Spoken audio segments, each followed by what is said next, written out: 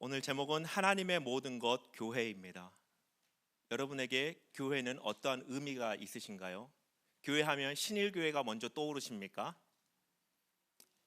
우리 성도님들은 많이 안 오셨는 것 같습니다. 저는 신일교회가 떠오릅니다. 자나깨나 신일교회, 교회를 통해서 하나님이 무슨 일을 행하실지 생각을 하면 제가 상상하는 것 이상으로 하나님은 더 크신 분이고 능력 있으신 분이고 영향력이 실제로 있으신 분인데, 나는 그 하나님의 하실 일을 아무리 상상해도 그 크기를 다 담지 못하는 것 아니겠습니까? 비록 현실을 보면 한 영혼도 주님께 인도하는 것이 쉽지 않아 보이지만 하나님의 그 무궁하신 능력 앞에는 불가능함이 없습니다. 그래서 우리가 교회를 볼 때에 현실의 교회가 아닌 하나님이 계획하신 그 교회를 보아야 합니다. 저는 포장마차에서 오뎅 먹는 것을 정말 좋아합니다. 고기 반찬보다 더 좋아하는 게 두 가지가 있는데요. 하나는 오뎅 볶음이고 하나는 진미채입니다. 밥을 안 먹으려고 했다가도 진미채가 있으면 먹습니다. 오뎅도 마찬가지입니다. 신일교회 와서 살이 조금 쪘는데요. 왜냐하면 밤에 포장마차에 종종 가기 때문입니다.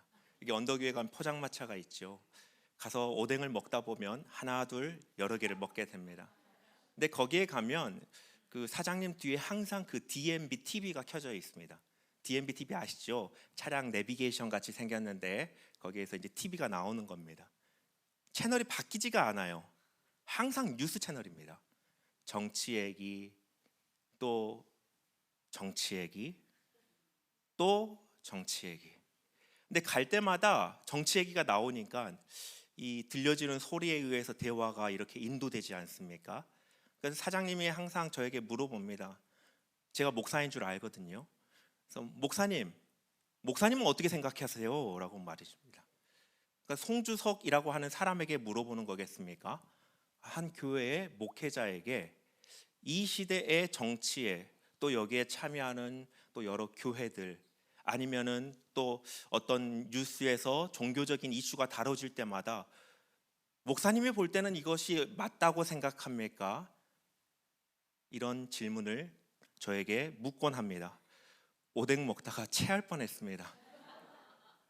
한편 마음의 한 구석에서는 정말 교회가 소망입니다.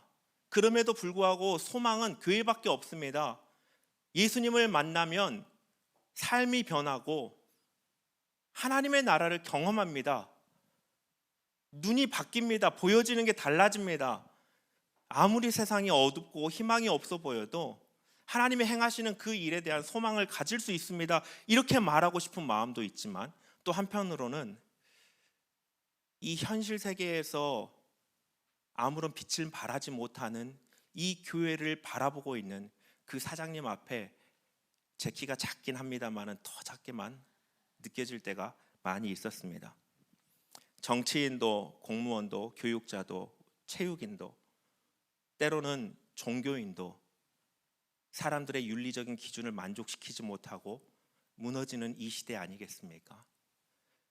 이제 어떤 이슈가 나면 교회가 빠지지가 않는 것 같습니다. 모든 이슈에 교회가 혹은 기독교라는 이름으로 연결되어 있습니다.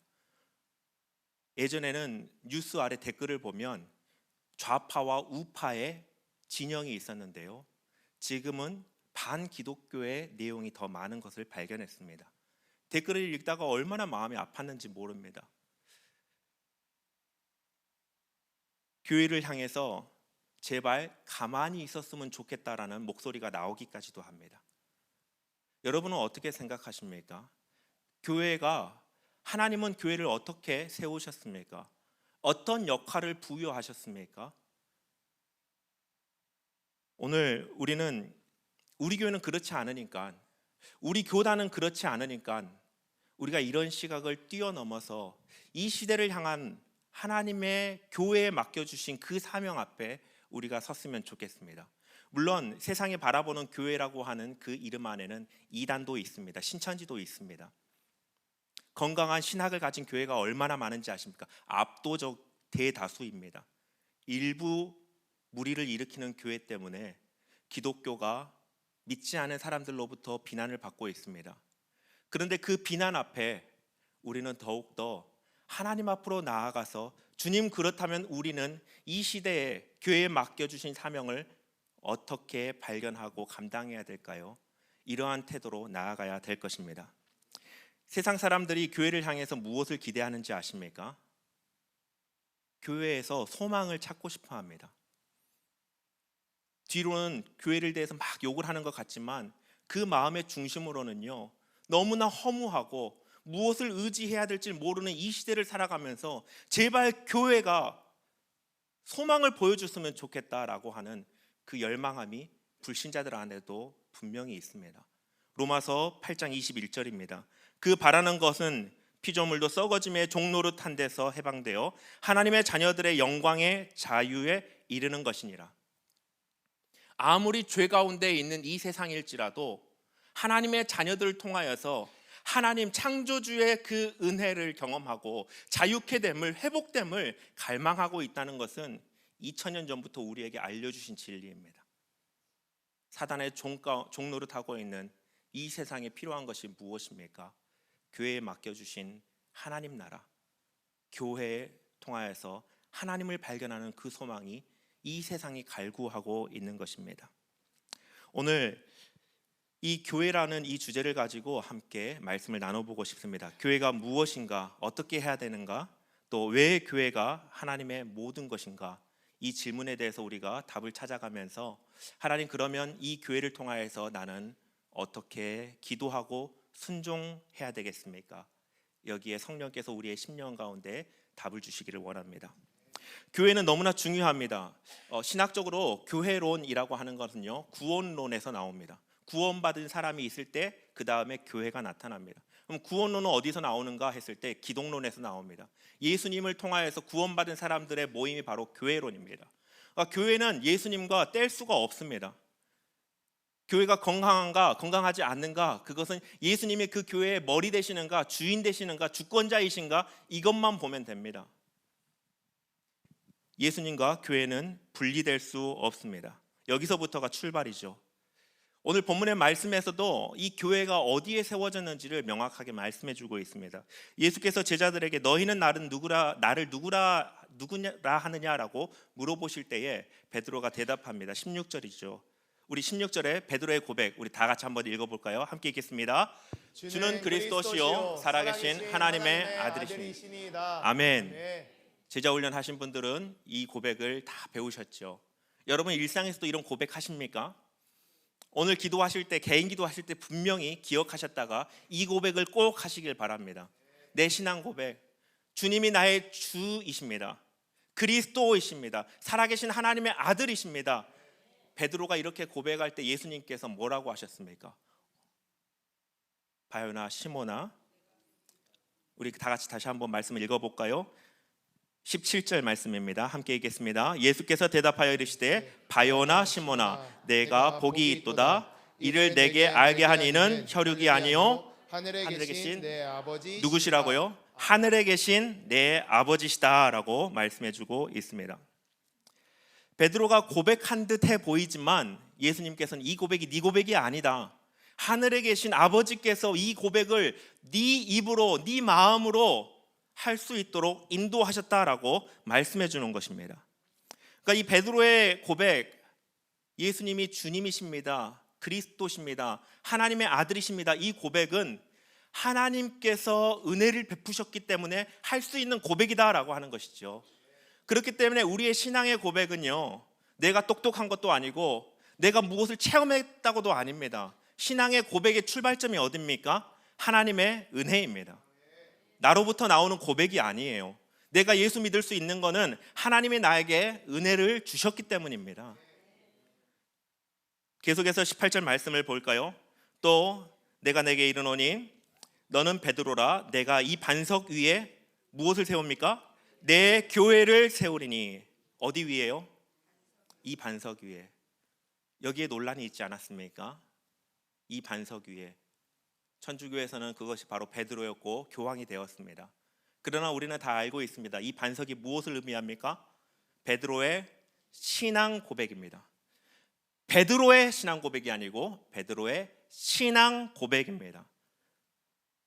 신앙 고백 이후에 예수님께서 교회를 세우시겠다라고 말씀하고 있습니다. 신앙 고백은 어디서부터 왔다고요?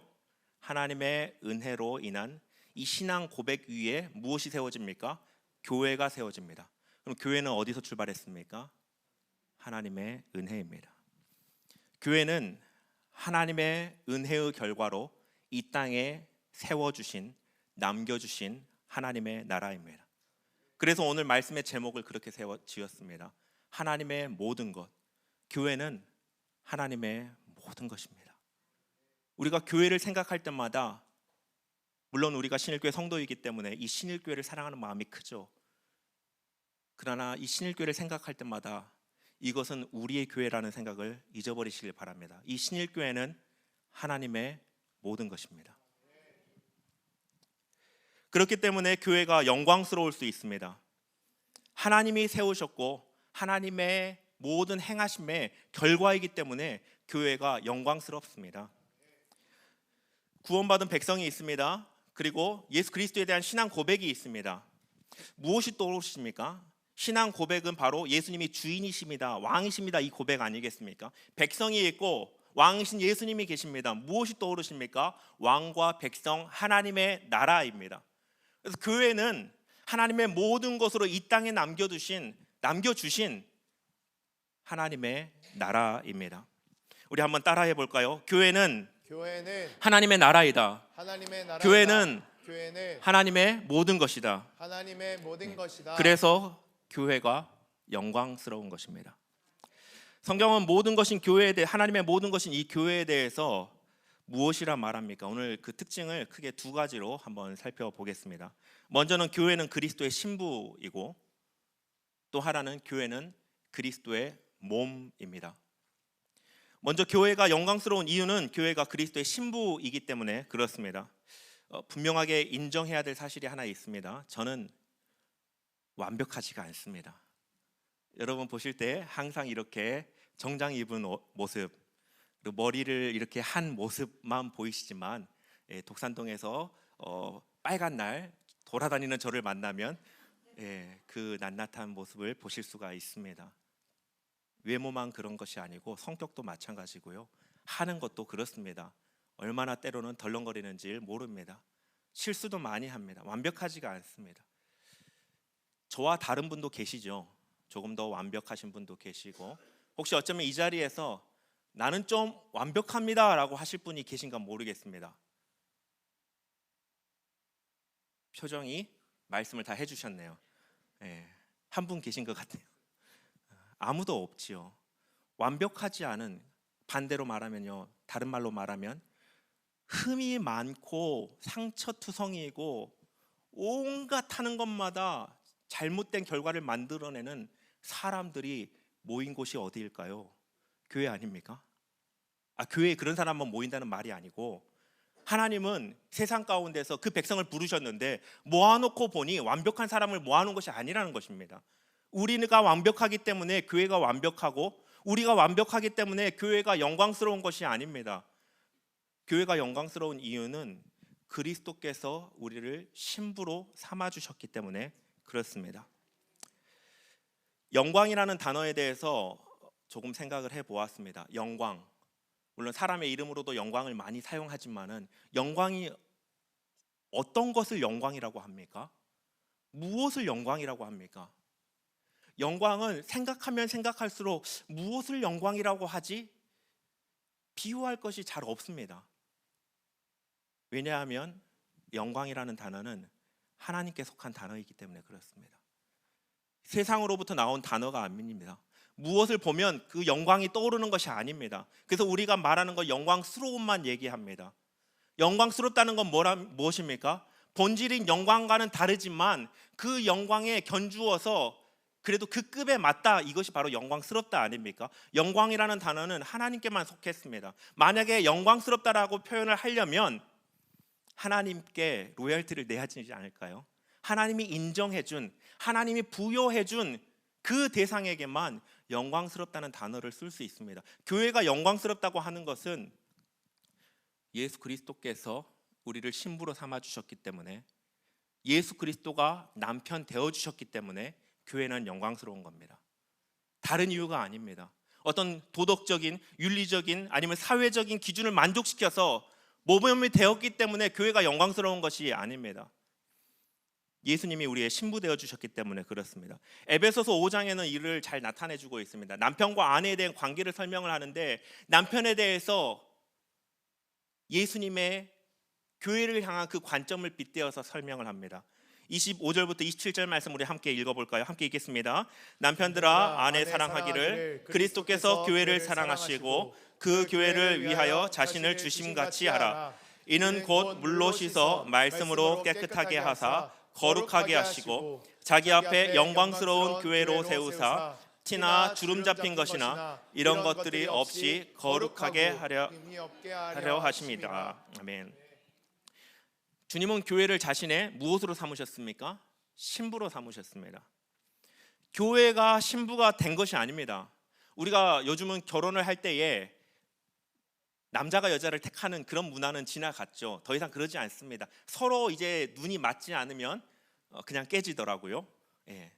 때로는 여성이 남성을 택하기도 합니다. 드라마에 많이 나오는 것 같습니다. 교회가 예수님을 택한 것이 아닙니다. 예수님께서 교회를 택하셨습니다. 교회가 예수님을 택했으면 우리는 예수님께 죄만 묻힐 뿐입니다. 그러나 영광스러운 예수님께서 우리를 택하 주셨기 때문에 우리가, 교회가 영광스러울 수 있는 것입니다. 오늘날 교회는 그 교회의 영광스러움을 자기 자신에서부터 그 이유를 찾으려고 합니다. 미국에 수종교회가 있었습니다. 지금은 천주교 성당으로 바뀌었는데요. 그 화려하게 지으면 뭐합니까? 그곳에 하나님의 임재가 있어야 되고 예수 그리스도의 머리 되심을 통하여서 영광스러움이 나타나는 것이지, 화려한 그 찬란한 그 크리스탈이 하나님의 영광을 나타내는 것이 아닙니다. 멋있는 예배당이, 정말 으리으리한 파이프 오르간이 있다고 해서, 아니면 현대적인 시스템이 잘 되어 있다고 해서 그것이 영광스러운 교회의 기준이 되지 않습니다. 영광스러움은 전적으로 예수 그리스도께서 나를 신부 삼아 주셨기 때문에, 그 몸된 교회를 신부 삼아 주셨기 때문에 교회가 영광스러운 것입니다. 우리가 절대 오해하면 안 됩니다. 착각하면 안 되는데, 신일교회 얼마나 오랫동안 열심히 많은 성도들의 눈물과 기도가 녹혀져 있습니까? 훌륭한 담임 목사님, 제자 훈련, 세일의 특별 새벽 부흥회, 새생명 축제, 엄청나지 않습니까? 이번에 전반기에 이 평신도 양육을 보니까 123명이 신청하고 이제 상반기에 또 제자 훈련이 1년 동안 훈련을 받게 됩니다. 여러분은 우화를 안 하실 수 있겠지만은, 너무 피곤하셔서 이게 입술로 안 나오시는 거죠. 10%가 넘는 성도들이 적극적으로 주님을 더 깊이 알아가겠다고 헌신한 겁니다. 이거 엄청난 일입니다. 저희 교회 출석 성도들의 10%가 넘는 성도들이 한 학기 동안에 양육반으로, 제자훈련 준비반으로, 성경반으로 주님을 알아가겠습니다 헌신한 거예요. 이런 교회가 이 세상에 어디에 있습니까? 얼마나 영광스럽습니까? 그런데 교회가 영광스러운 것은 그것 때문이 아니라는 거예요. 물론 우리는 하나님께 영광을 돌리기 위해서 살아갑니다. 이것이 우리의 목적이에요. 인생의 목적입니다. 그러나 이것 때문에 하나님이 교회를 영광스럽다 불러주신 것이 아니라, 교회의 머리가 예수 그리스도시기 때문에 신일교회를 영광스러운 교회라고 주님이 인정해 주시는 것입니다.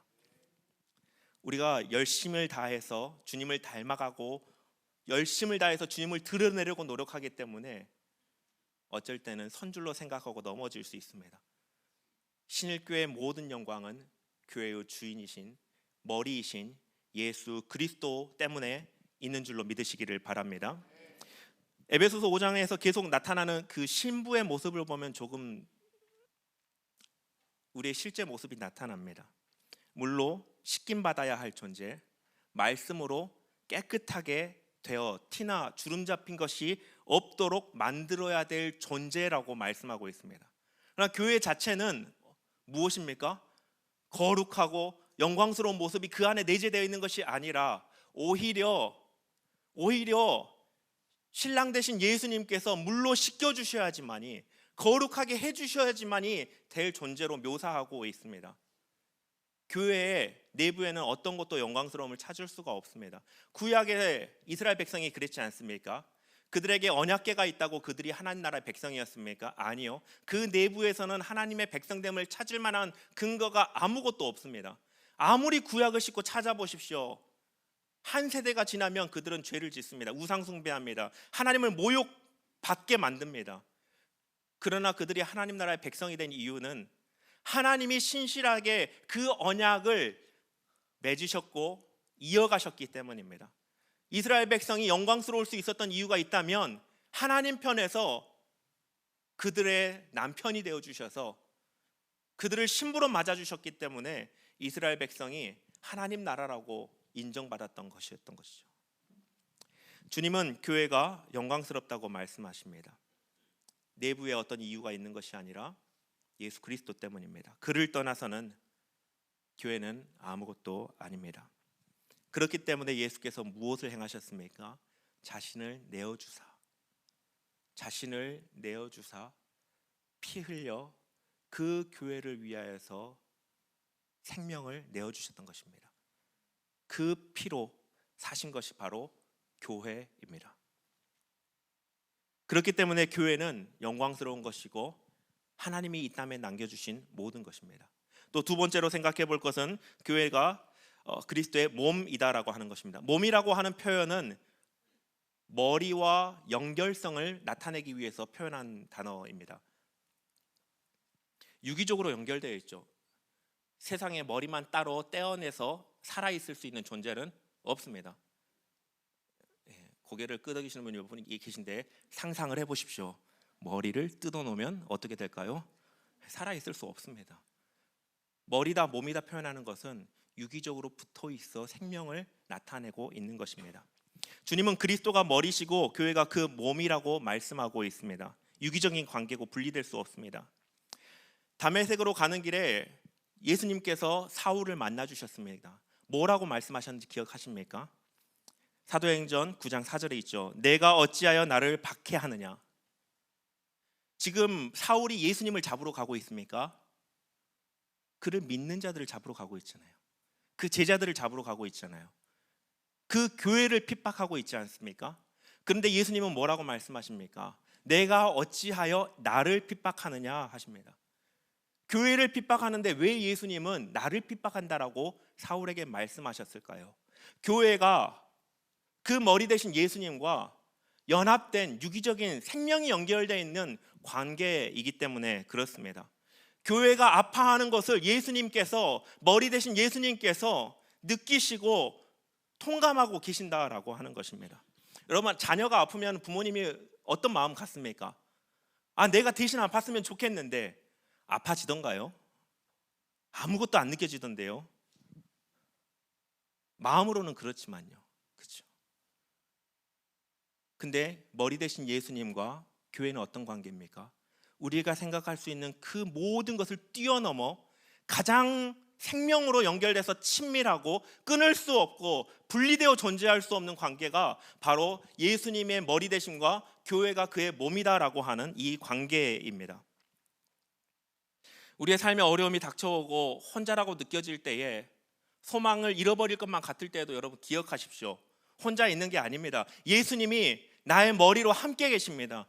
내 느끼는 모든 감정과 외로움과 절망적인 것을, 아파하심을 예수님은 통감하고 계세요. 교회가 세상 가운데서 어려움을 겪고 있을 때에도 하나님이 외면하시는 것이 아니라 그 아픔을 함께 하시고 하나님의 기쁘신 뜻대로 반드시 인도하십니다. 왜냐하면 교회는 그의 몸이기 때문에 그렇습니다. 또 머리와 몸의 관계를 보면 머리는 몸에게 무엇을 하죠? 우리는 다 붙어 있으니까 잘 알지 못하지만 신경을 통해서 몸을 움직이도록 이렇게 하지 않습니까? 우리가 지난 주일에도 살펴보았습니다. 그가 우리를 흑암의 권세에서 건져내사 어디로 갑니까? 네, 어디로 가요? 어디입니까? 그 사랑의 아들의 나라입니다. 흑암의 권세는 물론 사탄의 나라겠죠. 그곳에서 종로로 타던 우리를 건져내사 사랑의 아들의 나라, 하나님의 나라의 백성으로 옮겨주셨습니다. 신분을 바꿔주셨다고요. 근데 한번 생각을 해보시죠. 여러분은 백성 중에 어떤 신분을 받으셨습니까? 그런 생각은 안 해보셨나요? 네, 저는 상상력이 이렇게 좀 엉뚱해가지고 생각을 해봤습니다. 주님이 나를 그래 사탄의 종에서 건져내서 옮겨주셨는데 하나님 나라의 백성 중에 종도 있지 않을까요? 없을까요? 종으로 삼아놓으면 어떻지? 라는 생각도 한번 해봤습니다. 종도 있고 평민도 있고 막 그런 생각을 한번 해보았습니다. 근데 몸이라고 표현을 하셨더라고요. 몸. 머리가 생각하는 것을 하는 것이 몸 아닙니까? 흑암의 권세에서 건져내서 적당하게 어디 변방에서 종로로 타라고 옮겨놓으신 것이 아니라 그 보좌 위에서 영원한 하나님의 나라를 통치하는 그 보좌 위에서 하나님이 생각하시는 그 뜻을 바로 행할 수 있는 핵심 자원으로 우리를 옮겨 놓으셨다라고 저는 확신합니다. 여러분, 구원받고 우리의 변화된 신분은요, 하나님 나라의 저 끄트머리라고 여러분 제발 그렇게 생각하지 마십시오. 여러분, 한 사람 한 사람을 하나님이 사용하시는 핵심 참모로 하나님 나라로 옮겨 두셨습니다. 우리 옆 사람 한번 봐보실래요? 좋으신 분은 조음을 깨시고, 참모처럼 생기셨습니까? 하나님이 정말 들어 쓰시는 분처럼 생기셨나요? 그렇게 보셔야 돼요. 구원받은 우리를 하나님의 나라로 부르셨고, 하나님의 나라에서 또 어디라고요? 하나님의 생각을 이루어 가시는 핵심 참모로 부르셨습니다. 그렇기 때문에 우리 한 사람 한 사람이 얼마나 귀한 존재입니까? 머리가 신호를 보내는데 몸이 움직이지 않으면 어떻게 될까요? 끔찍해요. 끔찍합니다. 제가 얼마 전에 그 주전자에서 물을 보내다가 실수를 했습니다. 이렇게 잘 버려야 되는데 그 물주전자를 이렇게 버렸어요.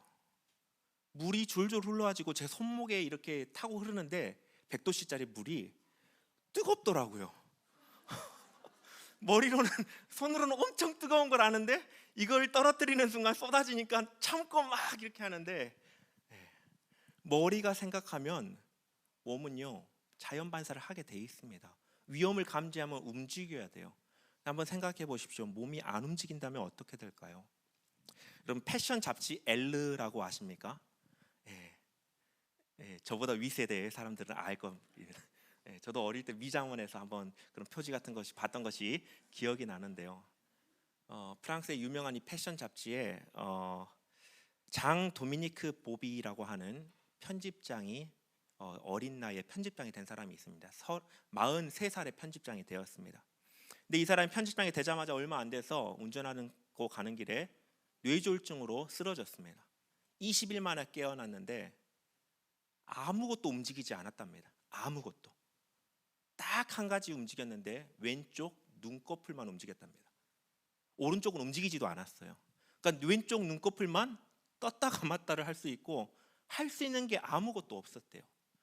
의사들이 몸을 다 스캔해보고 진찰을 해보았는데 이상이 없는데 몸이 움직이지 않았다라고 하는 것입니다. 그래서 의사들이 locked in 증후군이라고, 락인이라고 하죠. 완전히 얼어버린, 멈춰버린, 갇혀버린 이런 의미를 가지고 있는데 이런 증후군이다라고 이렇게 진단을 했습니다. 며칠을 좌절하다가 이제 이 봅이라고 하는 사람이 이 움직이는 이 한쪽 눈으로 무엇을 할지, 편집장이었기 때문에 글을 써보려고 노력을 합니다. 언어치료사의 도움을 받아서 눈 깜빡임을 통하여서 알파벳을 선택하고 알파벳 한자 한자씩을 기록해 나가기 시작합니다. 오랜 시간이 지나서 눈 깜빡임 20만 번을 통해서 150페이지 정도 되는 자서전을 기록했다고 합니다. 그게 바로 잠수정과 나비입니다. 이게 실화인데요. 얼마 전에 또 이렇게 영화로도 나온 그런 실화지요. 이 락트인 증후군에 걸리면 몸이 움직이지를 않습니다. 다 정상인데 몸이 반응하지 못해요. 만약에 교회가 이 락트인 증후군이 걸리면 어떻게 될까요? 머리 대신 예수님은 이 세상 가운데 너희는 세상의 빛이니 소금이니 빛이라 라고 말씀하시는데, 교회가 소금으로 역할을 감당하지 못하고 빛을 비추지 못하면 어떻게 되겠습니까?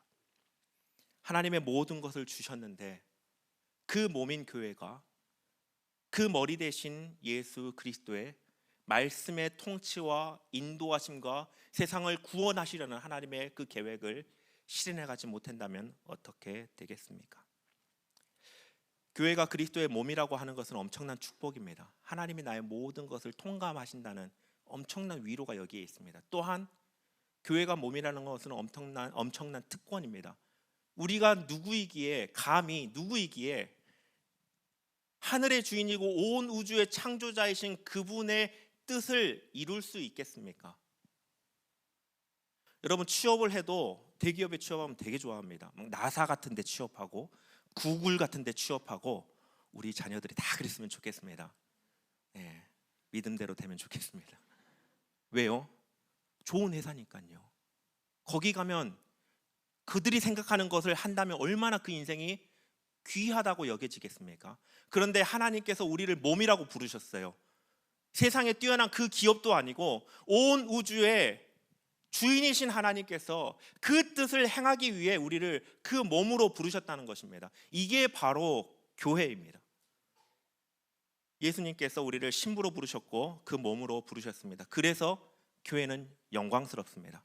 세상이 비난할지도 모릅니다. 왜 그러나 질문을 돌릴지도 모릅니다. 소망을 발견하고 싶어 하는데 왜 교회 안에 소망이 발견되지 않습니까? 라고 우리에게 질문할지도 모릅니다. 우리는 여기서 무엇을 어떻게 해야 될까요? 하나님께서 왜 교회를 남겨주셨을까? 그 목적을 다시 기억하고 그 목적을 위해 내가 주님의 몸된 교회가 되어갈 때에 다시 넘어진 것 같은 교회도 일어나게 될 것입니다. 한국교회 엄청난 영적 저력이 있습니다. 우리 믿음의 선배들은 그런 저력을 가지고 세계 열방에 선교하는 나라를 만들었습니다. 지금 잠시 주춤해 보이는 것 같고 한국교회가 무너져가는 것 같이 느껴질지 모르겠습니다. 그러나 예수 그리스도 우리의 신부 되셨기에 교회는 영광스럽습니다. 예수 그리스도가 우리의 머리이고 우리가 그의 몸이기 때문에 우리 교회는 영광스러울 수밖에 없습니다. 하나님이 이 세상에 남겨주신 모든 것이 바로 교회이기 때문에 그렇습니다. 그래서 우리가 이런 결단을 했으면 좋겠습니다. 주님의 모든 것 바로 이 교회인데, 교회는 그 어느 누군가의 집단이 교회가 아니고 내가 교회라는 생각을 우리는 하나님의 부르심으로 받아들여야 된다는 것이죠. 저는 이 동네를 다니면서도 또 다른 곳을 갈 때에도 신일교회 목사라는 아이덴티티를, 정체성을 가지고 있습니다. 왜냐하면 하나님이 그렇게 저를 부르셨기 때문이에요. 여러분 한 사람 한 사람도 하나님께서 교회로 부르셨다는 그 정체성을 가지고 가정으로 가시고 일터로 가시고 이웃으로 가시길 바랍니다. 그곳에 하나님의 모든 것인 하나님의 나라가 세워지기 때문에 그렇습니다. 말씀을 정리하겠습니다. 사랑하는 성도 여러분, 하나님은 우리를 그리스도의 신부로 부르셨습니다. 신랑 되신 주님의 그 사랑을 소중하게 여기며 신랑 때문에 내가 거룩하여졌다는 사실을, 영광스러운 존재가 되었다는 사실을 기억하시길 바랍니다. 사랑하는 성도 여러분, 또 주님은 우리를 주의 몸된 교회로 부르셨습니다. 그 머리는 예수 그리스도십니다. 우리의 주인이 누구입니까? 우리가 누구의 음성을 들어야 됩니까? 우리가 어떤 삶의 원리를 채택해야 됩니까? 바로 머리이신 예수 그리스도입니다. 그래서 오늘 이 밤에 그 하나님 앞에 감사하며 나의 신부가 되어주신, 우리의 신부가 되어주신, 우리의 머리가 되어주신 그 예수 그리스도 앞에 마음을 쏟아내고 감사와 찬양과 주님의 인도하심을 구하며 나아갔으면 좋겠습니다.